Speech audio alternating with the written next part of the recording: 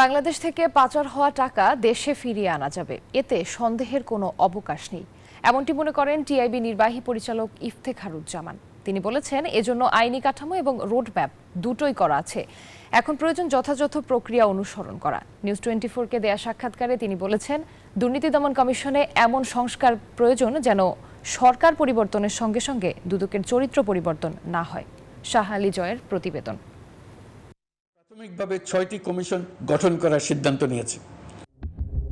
রাষ্ট্র সংস্কারের যে লক্ষ্য নিয়ে কাজ শুরু করেছে অন্তর্বর্তীকালীন সরকার, তার প্রথম ধাপে দেশের সংবিধান এবং 5 প্রতিষ্ঠান আমূল সংস্কারের উদ্যোগ নেওয়া হয়েছে। 6 বিশিষ্ট নাগরিককে প্রধান করে গঠিত হচ্ছে 6 সংস্কার কমিশন।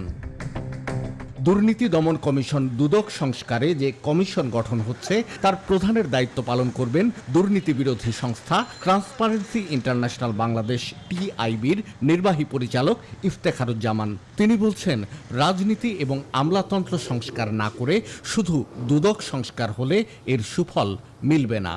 একটা আদর্শ দুর্নীতি দমন কমিশন পেলেই আমরা বাংলাদেশের দুর্নীতি নিয়ন্ত্রণ হয়ে যাবে বা দুর্নীতি দমন কমিশন তার ডেলিভারি করতে পারবে, এটি ভাবা কিন্তু অনুচিত। দুদক সংস্কারের যে কার্যক্রম, তার সাথে রাজনৈতিক এবং আমলাতান্ত্রিক প্রেক্ষিতের যে সংস্কারের প্রয়োজন, অপরিহার্যতা, তার সাথে বিচ্ছিন্ন করে দেখার কোনো সুযোগ নেই। প্রতিষ্ঠার পর থেকেই দুদক উদ্দেশ্যচ্যুত হয়েছে। যখন যে সরকার ক্ষমতায় ছিল, সংস্থাটি ব্যবহার হয়েছে তার হাতিয়ার হিসেবে, মনে করেন ডক্টর ইফতেখার।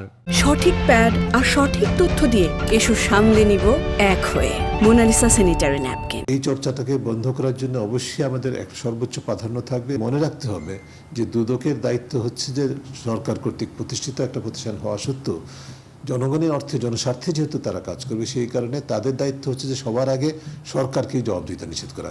দুর্নীতির মাধ্যমে বাংলাদেশ থেকে যে টাকা বিদেশে পাচার হয়েছে, কোন উপায়ে তা ফিরিয়ে আনা যায় সে বিষয়েও নিজের মতামত জানান তিনি। যারা মনে করেন যে পাচারকৃত হত্যা একবার পাচার হয়ে গেছে আর চলে গেছে, আর আসবে না, তারা ভুল করছেন। কিন্তু যেটা মনে রাখতে হবে একসাথে, এটি একটি জটিল প্রক্রিয়া। এর জন্য জাতীয় আইনি, প্রাতিষ্ঠানিক এবং আন্তর্জাতিক আইনি কাঠামো কিন্তু আছে। আমাদের কিন্তু একটি অন্তত দৃষ্টান্ত আছে যে উচ্চ পর্যায়ে দুর্নীতির মাধ্যমে পাচারকৃত অর্থ সিঙ্গাপুর থেকে ফেরত আসছিল। তখন যে রোড ম্যাপ অনুসরণ করা হয়েছিল, তখন অবশ্য 7 বছর লেগেছিল। এখন সেটা 7 বছর লাগবে এটা আমি মনে করি না।